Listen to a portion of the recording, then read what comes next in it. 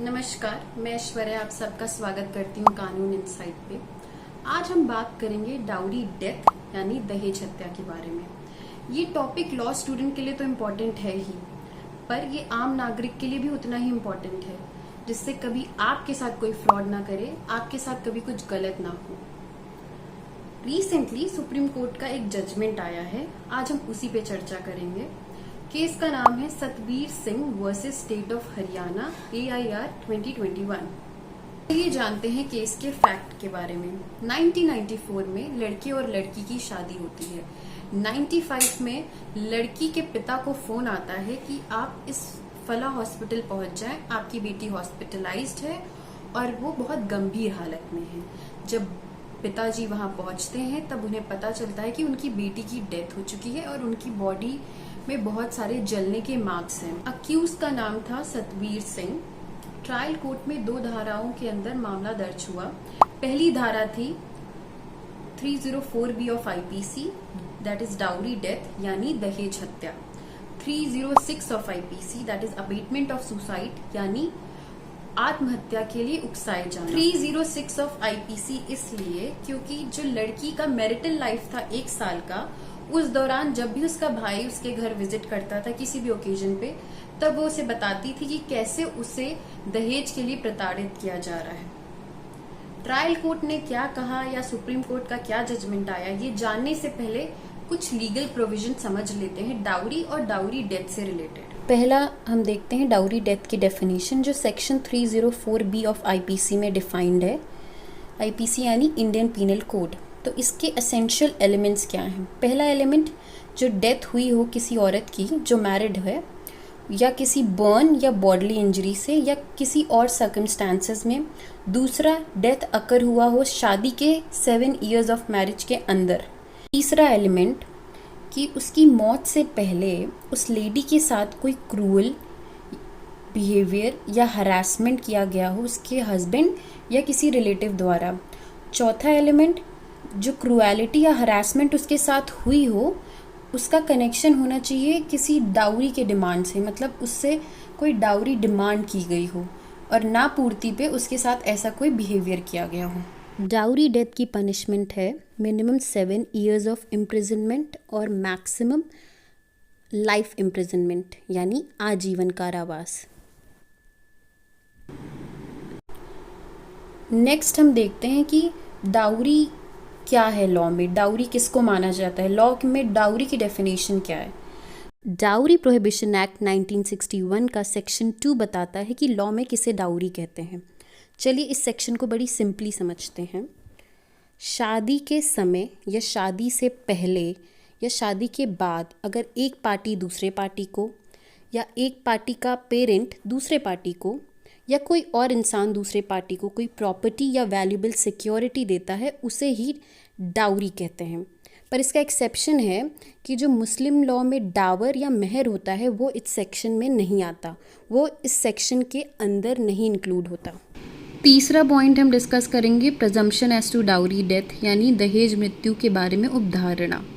जब क्वेश्चन ये है किसी व्यक्ति ने किसी स्त्री की दहेज मृत्यु की है और ये दिखता है कि मृत्यु के कुछ पूर्व ऐसे व्यक्ति ने दहेज की किसी मांग के लिए या उसके संबंध में उस स्त्री के साथ क्रूरता यानी क्रूएलिटी की थी या उसको तंग किया था, तो न्यायालय यह उपधारणा प्रिज्यूम करेगी कि ऐसे व्यक्ति ने दहेज मृत्यु की है। ट्रायल कोर्ट ने अक्यूज को कन्विक्ट किया। डाउरी डेथ 7 साल और अबेटमेंट ऑफ सुसाइड 5 साल। अपील द्वारा मैटर पहुंचा Punjab and Haryana court. High court ने डिसीजन ट्रायल कोर्ट के अपलिफ्ट किया और अपील को डिसमिस किया।